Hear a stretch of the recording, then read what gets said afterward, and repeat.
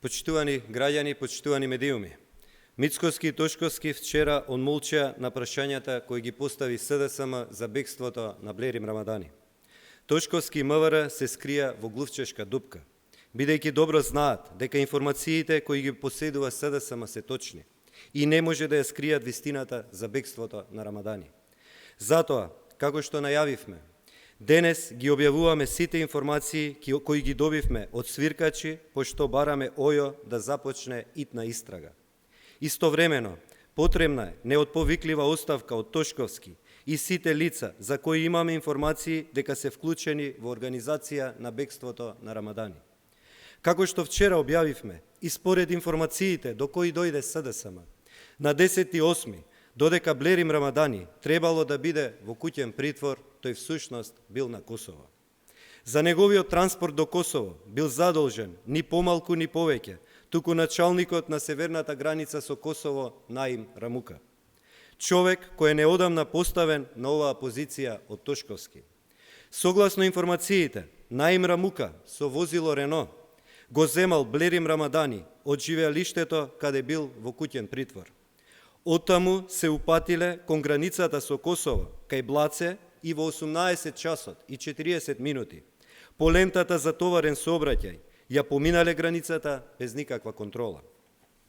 Наим Рамука, за подсетување, е истиот началник на Тошковски, кој ги пропушти гаши сватовите да поминат без контрола на истата граница.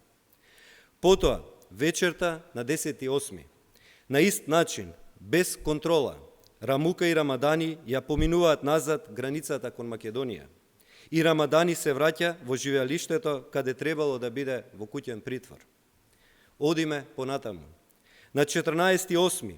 или 4 дена подоцна, односно на денот кога Рамадани официјално ја напушта државата, преку границата го носи друго лице.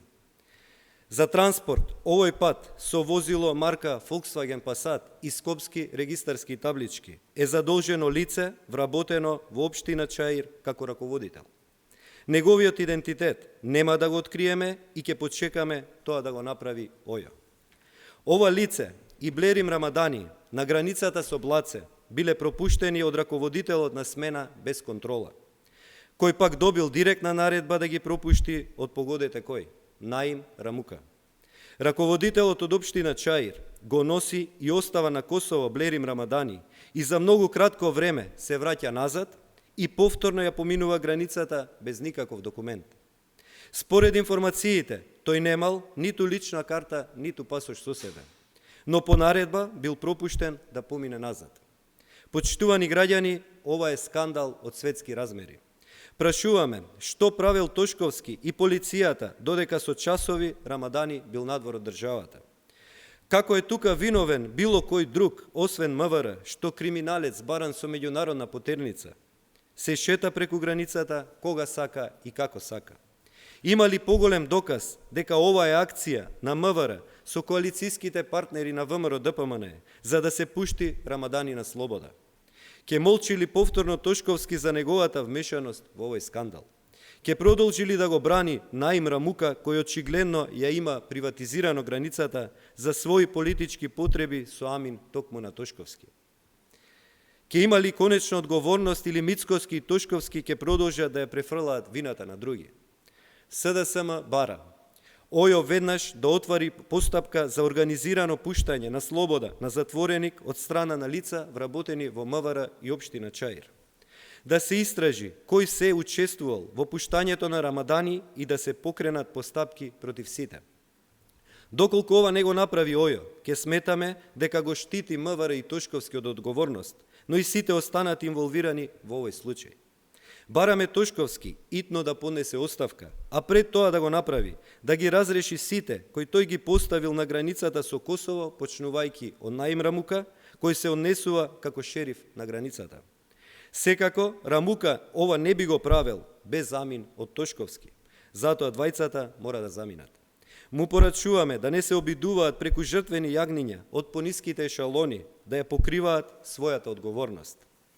Бараме итна и неодложна одлука за декласификација на камерите и снимките од границата, за јавноста да ги види и се увери во нашите информации. Доколку ова не се направи, јасно е дека Тошковски сака да ја сокрие вистината. ОЈО истражните органи многу лесно може да ги проверат овие наводи преку камерите, но и граничниот систем за контрола на патниците. Апелираме до сите медиуми, граѓански организации и сите граѓани да го кренат гласот против своеволието и пред се приватизирањето на граничните премини од страна на ВМРО ДПМН и вреди за нивни политички цели. Ова ја доведува државната безбедност во ризик и значи дека во иднина ќе се случуваат тешки криминални дејствија преку границата со Косово. Ви благодарам.